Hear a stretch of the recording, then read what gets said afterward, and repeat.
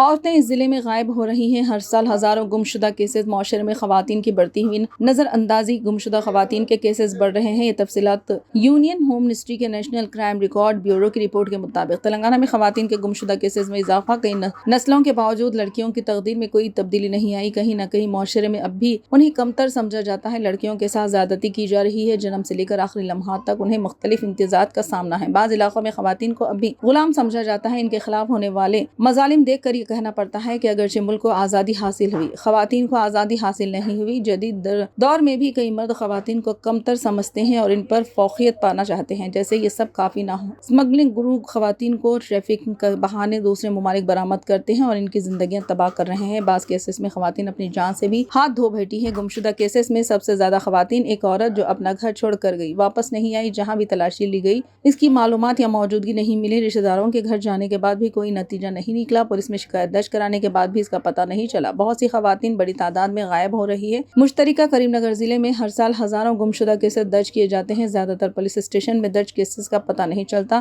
Union home ministry national crime record bureau کی ضلع وار تفصیلات کے مطابق یہاں خواتین کی تعداد سب سے زیادہ ہے۔ خواتین کے ساتھ ساتھ بچے اور نوجوان بھی گمشدگی کے کیسز میں شامل ہیں۔ ہر سال کیسز میں اضافہ۔ کئی پولیس اسٹیشن 14 سال سے کم عمر بچوں کے گمشدہ ہونے کے کیسز درج کر رہے ہیں۔